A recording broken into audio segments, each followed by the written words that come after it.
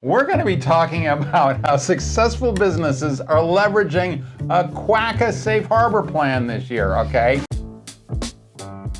What does QACA stand for? Qualified Automatic Contribution Arrangement. Right, exactly. You can use a QACA to help retain top-tier talent, QACA. to recognize and reward loyal employees, QACA.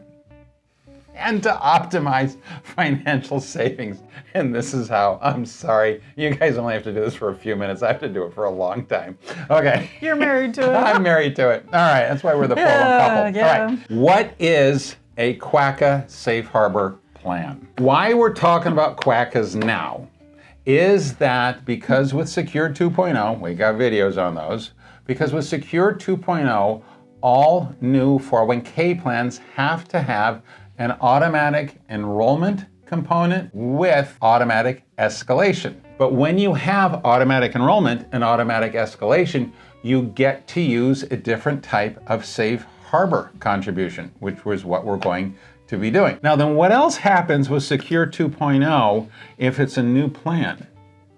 Tax benefits? Tax credits. Yes. Okay. You do get tax credits. So if you've got less than 50 employees, a new QACA plan in 2024 gives you all free tax credits. You've got the automatic enrollment credit. You've got the new plan installation credit, presuming you don't have a simple already. You got the new plan installation credit, and you've got the employer contribution credit. Okay? So there's 3 golden eggs in your QACA nest. That's right. Yeah, you can have all 3 golden eggs. Now then, why are we saying that QACAs are the next best thing since sliced bread? How do they do all this? All right.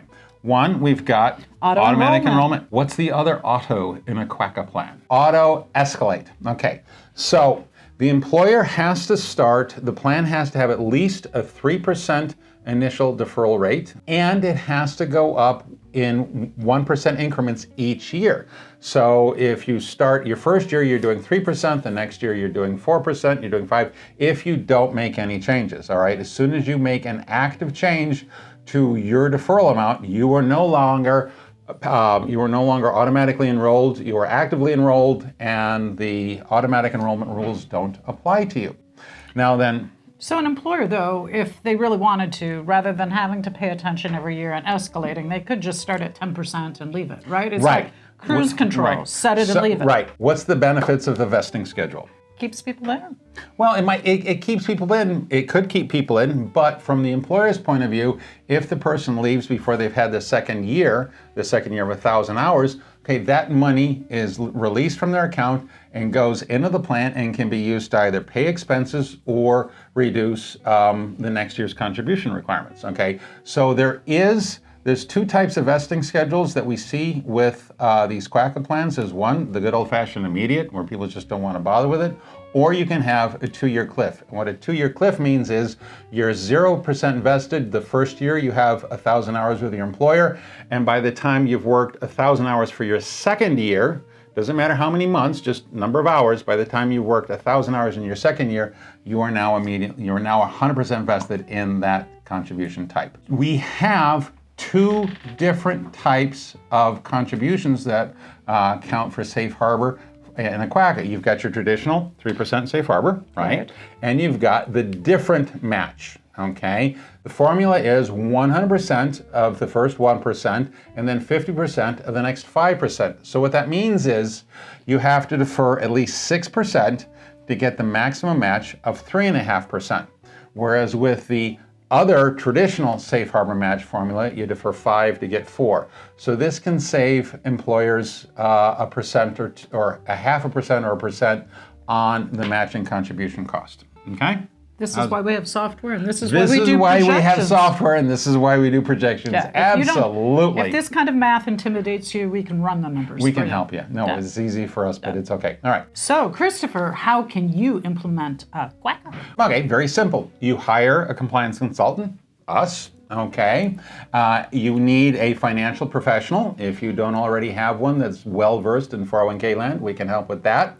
And then we need to pick a place for where the assets are going to go, and your financial professional in our office can help you find the best solution for you in that regard. And then your financial professional works with you to pick the investments for the plan, and we work with you to draft the plan document and make sure everybody understands what all the provisions are. And after some electronic signatures and a couple of phone calls in several weeks, working with us and the financial professional and the record keeper, you have a brand new QACA.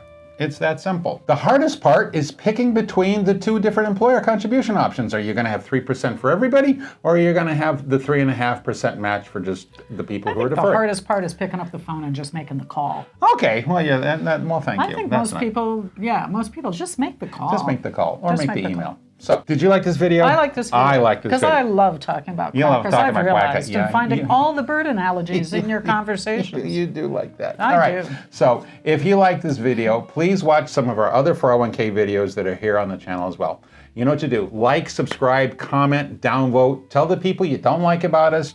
We're looking for the interaction. Let us know what your thoughts are. And if you have a very specific question you don't want to share on YouTube or LinkedIn, contact us at sales@hunterbenefits.com. This is your favorite 401 couple. See you later. Toodaloo.